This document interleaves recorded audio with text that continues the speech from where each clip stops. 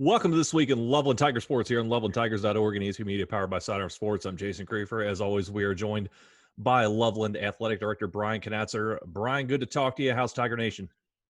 Jason, great to talk to you this morning. Tiger Nation is outstanding. We had a great week again last week. It's always good to be, in these walls, and we're looking forward to the week upon us. And got a lot of great student athletes to talk about and teams to mention as we go throughout this podcast. Yes, we do. And it seems like virtually every team we're talking about is at or near the top of the standings and now starting to move into the postseason. Let's start on the golf course.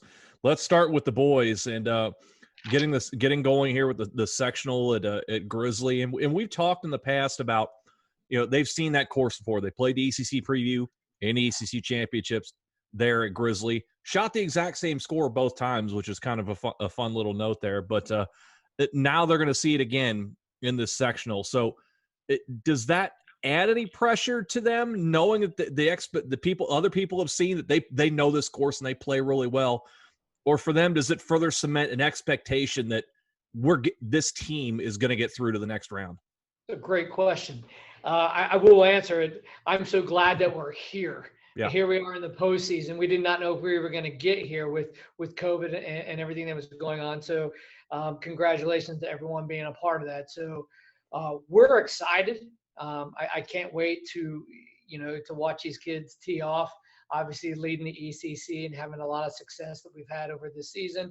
And as you had mentioned, being on the Grizzlies, shooting, I think it was 304 both times as a team. Mm-hmm. I think these kids understand what this course is about. I think they know where the challenges are. And, it's supposed to be, I just checked the weather prior to this conversation, but it is supposed to be absolutely beautiful weather. So, unfortunately, I got to go out of the office that day and land on the course and watch these guys play. Right? So it's going to be a great day. I think Tyler, Joe, Anthony, those top three guys are familiar with the Grizzly. I think they know what the expectations are. I think they're all about business. I think they're peaking at the right time. I think they have the right mentality for it.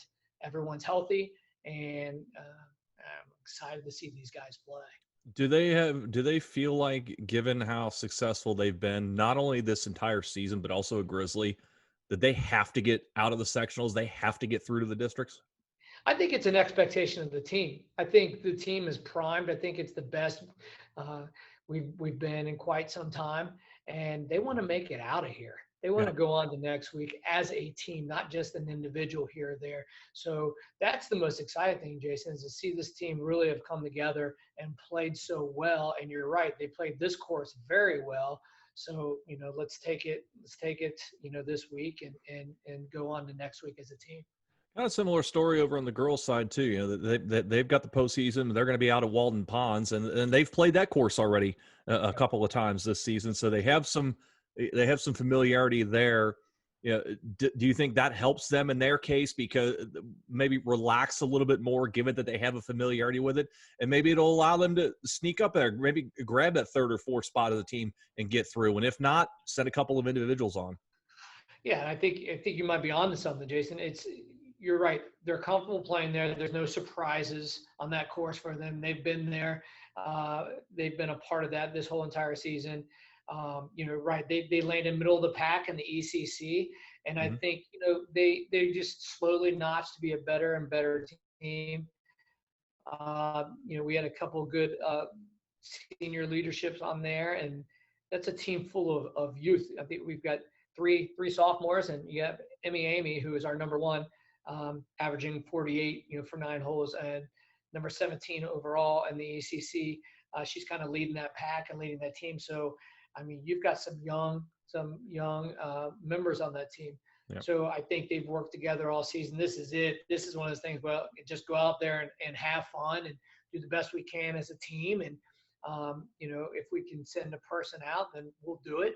And I think there's calm, like you said. They've been here before in this course, so I'm happy for them. They have their JV ended up with a nice season as well. So, like I said, there's a lot of youth on that supporting staff that I think is going to help Emmy and the rest of the team, Maya and Kristen and Megan. I think it's going to help them out next year as well. So we're looking forward to that. So just setting up for not only this year but also in the future, and that's what you want. You got to keep building. But we focus on the postseason right now. Let's move on to the pitch. Boys soccer sitting at 4-1 in the ECC had a match that this past weekend that was postponed. So it's now sitting behind Anderson at who's 5-1 in the league, and you travel to Anderson. Huge match here. But you look at the way this is coming in. Your team seemingly took Moeller behind the woodshed and winning 4-0 in that one. That's a staple win for any program, given how great Moeller is year in and year out. But Anderson's also on a roll as well. They have been really taking teams to task as well. And it looks like the way this is going, that this could potentially, and we don't want to get too far ahead of ourselves because Walnut Hills is still there and they're 4-0 right out the top of the league. But this match here between Loveland and Anderson could potentially determine who wins the league. And your team's, going for a three-peat here. It may end up being a must-win. We'll see how that works out. But given how big this match is in terms of the grand picture, not only for the EC, but also seeding as far as the playoffs go, do you sense maybe an extra shot of energy around the team right now, given that this could determine who wins the league and also help your seeding in the playoffs? Yeah, I think you're right. We don't want to overlook, Walnut Hills, but you're right. Anderson could end up being, this is the ECC, title bout, if you will. And I think the guys are prepped for it. And I say that simply because of your Moeller statement. That was a big win. And when they started to, we wore them down a little bit. And once we started to score, it was score after score after score. I mean, it just came quick. 4 goals. Relatively quick. You could have, other than our side, you could have heard a pin drop in that stadium. It was shocking, and I don't want to take anything away from our kids because everything they've done to this point led up to not just that game, but a type of opponent like Moeller, where it was a staple win, and you don't have just one person on offense, scoring these goals and helping with the assist. Helia Harris, Keith Sirik, Zach McHenry, all those different names were assisting and they were shooting those goals. Great defense by the team as well. So they really came together at the right time. And I think that leads us to this Anderson game as a big game for us to win. And if we want to win this conference championship, as you said, a three-peat, we have to get this done. We are primed to be heading in towards the end of the ECC in the postseason. How exciting is it for you to have a game like this late in the season, that you have two teams at the top of the league vying for that league title, but also the fact that both teams are coming in playing so well? I think that says a lot for the conference, Jason. I mean, go across the board, look at all the teams in the conference, and within the top 10 teams of almost every single sport, you're going to see these types of teams. So, I mean, that's a big shout out to all the ECC teams, and that's why we're in this league, and I think that's why each team continues to make that conference stronger, because the coaching is outstanding and the level of play for our athletes is very, very high, and so are the expectations, and that's why any given day you go out there and watch competition, it's fun and it's tough and it's the best of the best. It's kind of a similar story on the girls' side, because you look at the standings right now. You're sitting at the top of the league at 5-0-1. Anderson now has fallen behind you. They're 4-0-2 after a very surprising tie against West Claremont over the weekend. So now you're ahead of Anderson. Of course, they're going to play each other on the next week on the 15th. So we'll get into that then. But you've got a couple of big matches coming up, Walnut Hills and Baden coming up here this week. Is your team doing, maybe keeping a peek at the scoreboard to see if maybe Anderson gets knocked off ahead of next week, or are they not even focused on that right now? Yeah, no, I think they're just, they're one game at a time type of team mentality. We went against Alter that ended up in a draw. What a chess match that was. Mm-hmm. And we've had some big out-of-conference competitions these last couple of weeks with Lakota West, and now, with Alter, and then Baden coming in, who's no slouch either. So those types of competitions, you can't look beyond them, because if you do, you're going to be in trouble. And I think Coach Kelly and his staff does a really good job at keeping, the goals of, as they always say, their mission is not complete. Yeah. So it's preparation for each game in front of them. So, but you're right, that'll come to a good head, the following week when we start talking about the end of the ECC championship. You mentioned some of the non-conference games that your team has seen. Sycamore, Mason, Lakota West, Alter, and then Baden coming up here. That's a pretty clever bit of scheduling, especially late in the year, to get your team some non-conference experience against some very, very good teams in the area. Take us through that mindset that you have along with the coaching staff to schedule like that to get the team ready for the playoffs.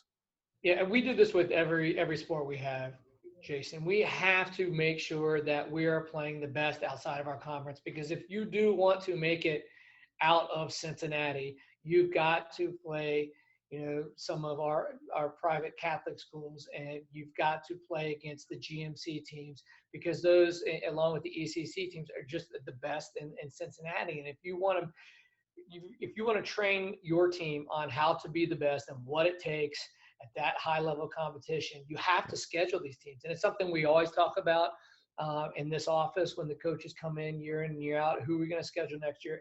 How can we make our schedule, even more challenging? Mm-hmm. Because it's great to win a conference championship, certainly, but it's even better to win a state title. And that really is the ultimate goal of all these coaches, is to win a state title. Well, ECC championship is one step along, or yep. one rung on the ladder, however you want to say it. Well, and it seems like they've positioned themselves well to possibly make a deep run in the postseason there too, with both soccer teams, as a matter of fact. But also your cross country, they went to Sycamore over the weekend and it just kind of cleaned house, to say the least. You look at the results, the boys kill it in varsity and JV, both win. So congratulations to JV for doing it. Ryan Chevalier sets a school record by 10 seconds in his meet. And then the girls go and clean house as well. Take us through the individuals here who stood out to you, and just the way that they're able to come together again and go to another really strong invite and seemingly just own the thing. Yeah. I mean, yeah, my goodness. It was all of our cross country teams. I give all the kids the credit, the coaching staff who, is set very high expectations and is demanding on this teams, and they respond perfectly. Mm-hmm. If you look at the boys, I think the whole goal and if I look at the varsity boys, the whole goal of the varsity boys is, yes, Brian Chevalier is without a question one of the top runners in the city, in the state. Let's just, mm-hmm. leave that where it is. And sure. Yeah, I want to reemphasize that. He did a 15:34 is what I have for him, mm-hmm. Breaking that school record, that was a 15-year record of 15:44. Mm-hmm. So 2005 was when that record was set. So he now owns that, 10 seconds. So what a great run. And actually, he was just masterful in the way he was doing it. It was amazing, the lead that he had, just to watch him. And I want to give credit to Sycamore, who ran an outstanding invite. These invites are really neat because you start to see they're on Saturday evenings more and more, as opposed to Saturday, morning. So yeah, more people were able to come out. They were live streaming the event. It was very exciting. It was, I don't want to say it was under the lights, but it was a perfect temperature. It was cool. And I think the runners could, it was just, fit to serve them a little bit better. But I think our mission for the boys team was to find out who our top runners were and to kind of work on that as a team all the way. We didn't know who was number 5, who was number 6. We had no idea, but now people are starting to come, to the surface at the best times. And the ECC is only a couple of weeks away. But AJ Stutz, who's a senior, he's our second runner. Brady Steiner, who is a youngster as well. He's a sophomore.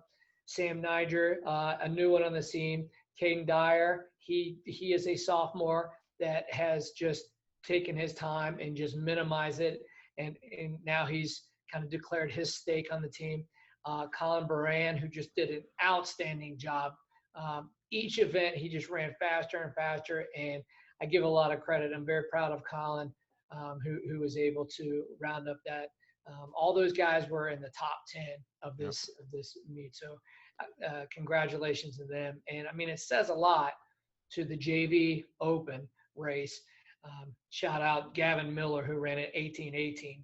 But these guys, also 7 out of the top 10 were Loveland runners. So that says a lot to our upcoming groups on the boys' side.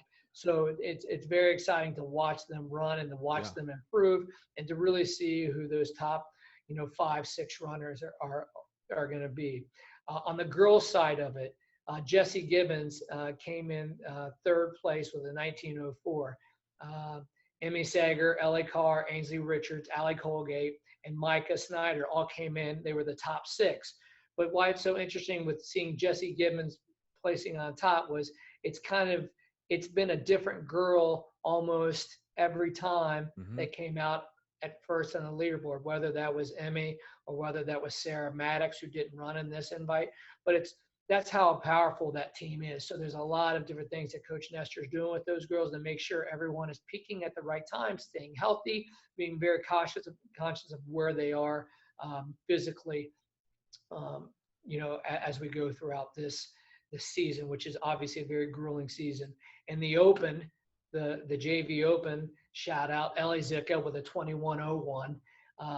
7 out of the top 8 runners were Loveland girls. So we've got a lot of girls out there that are getting it done. So yeah, no kidding. And I look at this. I look at both these teams, and I'll start with the boys. And clearly, Ryan Chevalier, he's your alpha. He's number one. I at least I would say.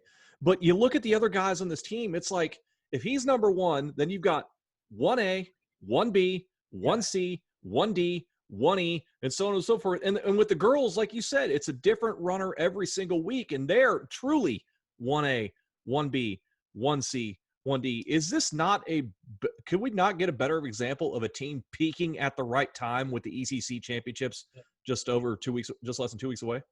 And, I texted Coach Nestor afterwards. I said, hey, congratulations. He goes, his response was, it's fun to win.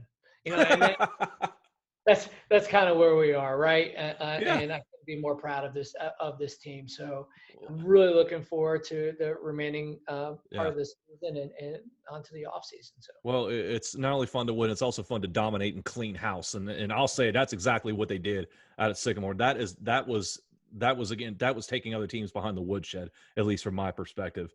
Let's move on. Let's talk about your volleyball team. And I'm looking at the schedule, and I'm wondering who made it, because this schedule has done you no favors this coming week.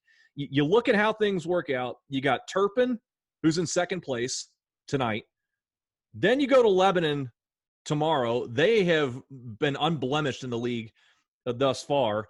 And then you get Anderson on Thursday. But you've won 5 straight going into this week. And we don't want to get too far ahead of things, but these coaches and these girls had to know that this was going to be maybe a defining week in the season. So with that, how important was it for them to get these wins under their belt and feeling better, knowing that they are going to run through a gauntlet this week?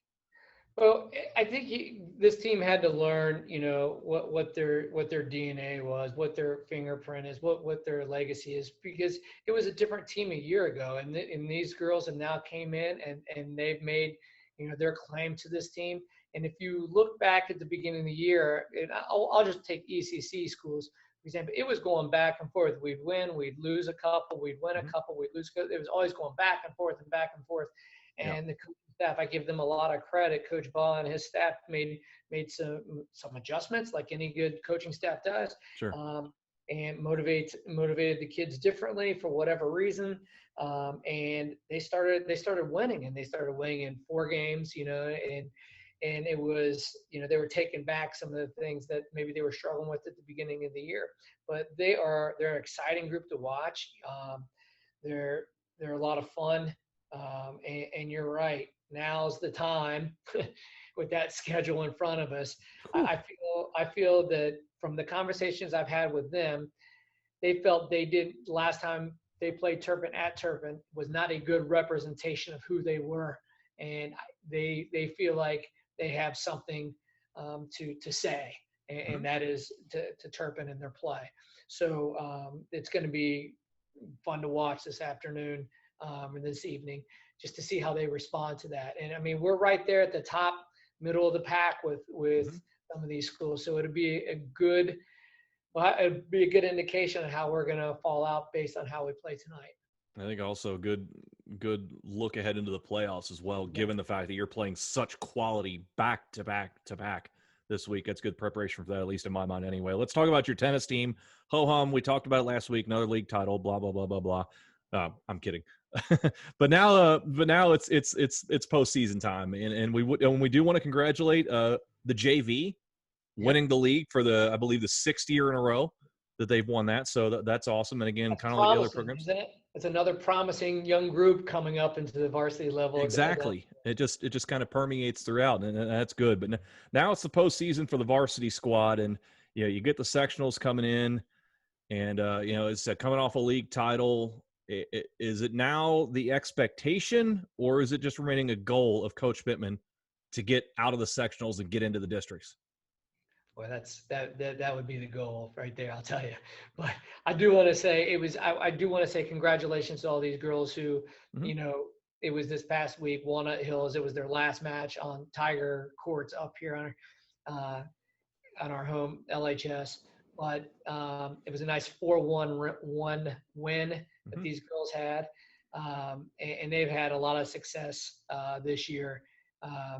And I want to shout out to Mara Hoder, who ended up, 8-10 overall, 4-4 in the ECC, and again to our doubles, Tess Broerman and Hannah Wanger, who just went throughout the whole season undefeated as doubles. And we've talked enough about them; they can go back and reference that. But what a great double set that was, and also Jenna Batch and Babs Dwyer, it's our number 2 doubles. Again. 15-1 overall. So you got a lot of athletes with rackets in their hands that are really taking care of angles and taking care of business when they're on the tennis court. But yeah, I mean let's be honest. That's what this team wants, is to go on to that next following week. I think they have an opportunity. I think our doubles for sure have an opportunity to see how that looks. Everything even. We'll see where we go with that. Our singles are going to battle through it. We got some youth in our singles, and we've got some experience as well.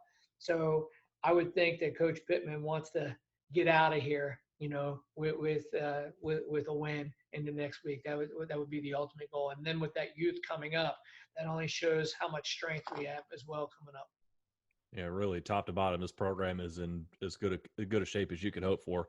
Let's talk about your football team, and we were able to broadcast the game this past week against Kings on WatchHSSports.tv, and this was about as big of a tale of two halves as you could ask for. I mean, your team comes out and hangs with Kings for a bit in the first half, and then a couple of turnovers go against you, and Kings, with that really good offense, took advantage of it, and they race out to a huge lead at the half. It's 42-0 at the half.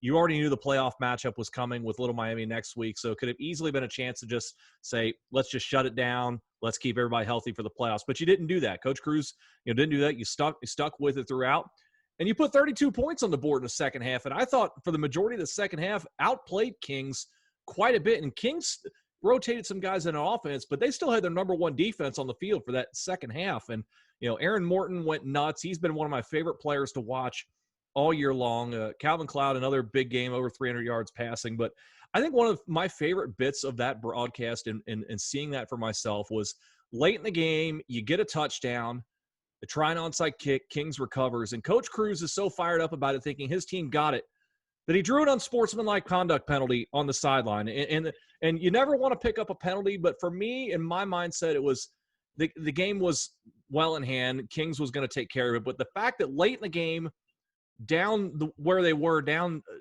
big, he's still fired up enough about an onside kick that he's drawing a penalty for. I mean, what does that do for a team when they see that late in a game that you're not going to come back and win, that he's still fired up like this. Yeah, I mean, he's a fighter, right? He is. He leads the team. They respond well to him, and I think you've seen, the course of this team grow over time. We knew this was going to take a little bit of time to be able to establish the culture that we wanted. We worked through some things last year, and it's been a nice culture that's been developed this year. It's developed out of respect, and it's developed out of the responsibility that the kids know they have to do, and the coaching staff knows they have to do as well. And they're gritty. They keep fighting over and over, and I think Coach Cruz obviously was an example of that by what you were saying. He's going to fight to the very, very end. He's trying to put his team in the best position possible. And I think what they proved, I mean, the offense can score. I mean, you said, if, we get past that, shooting ourselves in the foot and turning the ball over and making some careless mistakes, Yep. and we move the ball and make better decisions, we're only a little bit away from that. Yeah. Like you said, Caleb Cloud, I mean, he had 3 passing touchdowns and he ran in 2 on his own. So, I mean, there's a quarterback that, I mean, for all purpose yards, I think he had just it was under almost 400. 400. Yeah. I mean, and to your point, Aaron Morton was, 7 catches for 118 yards, a couple touchdowns. He had 256 all-purpose yards. That's between the punts and the kickoff returns. He did an outstanding job. Ethan Lund, 5 for 80 with a touchdown as well. I mean, the offense can score. We just need to shore some things up. I think their confidence is increasing. Take the scoreboard out of it. I get it. Out of it, and look at what you're doing well, and that is you're moving the ball. You're playing together as a team. You're not just interested in one receiver or one play or whatever it is. You're moving the ball around, doing different things. The coaching staff is fighting for you. You're fighting for the team. So I think, it's a good spot to be in. We've got that first win we needed. We battled through some ECC games. We've had some opportunities that we let slip through us. We have to actually, in the playoffs, if I can jump ahead here, we're going to go up against Little Miami. How about some revenge?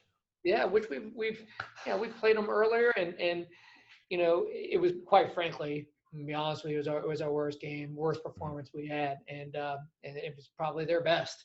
Yeah. So, well, you know what? Here's an opportunity now. You can move the ball. You got to shore some things up. You've seen them before. There's no secrets. Go out there and just play hard. Leave it all on the line, and who knows what can happen. You keep building confidence. You're a team that can win. You've already proven that. You're a team that can move the ball, continue to move the ball, can continue to have great practices, continue to show up and do the things. And I think that's what the team's doing. So I'm proud of where they are. I'm proud of their growth that they've made. So I'm really interested to see, I think we all are, what it's going to look like come on Friday. I would advise folks, go back and watch the replay of that broadcast on watchhsports.tv. And the reason why I say this is because you had a couple of interceptions late in the first half, a couple of turnovers in the red zone. You weren't able to convert on 4th down, and then one where the clock ran out at the end of the second quarter. If you convert on those plays, you're hanging 50 on Kings. And so I don't want folks to overlook that. Yes, the score what it was, and Kings is a great football team, but we're close. We're that close, and they'll get a chance to prove it against Little Miami. Finally, here on the show, we've had a chance to talk in here and there about what your cheerleading squad has done and how they've been at every possible event they could be at, cheering on your programs. But I want to talk a minute about the woman behind the program that kind of makes things go, and that's Coach Emily Chrisman. And our own Zach Connor has a wonderful story up on lovelandtigers.org about her and everything that she's been personally going through health-wise, and just everything she does. She's a cheer coach, occupational therapist for special needs kids, and about a year ago, she was diagnosed with breast cancer and still continues to go through treatment even now. And it's just been it's a remarkable story. I cannot recommend it enough to go check out that story. But, Brian, you get to see and talk to her on a regular basis, and most of us don't. What can you tell us about Emily as a person, her spirit throughout this whole endeavor and going through chemotherapy, and then also how the community has rallied around her? Yeah.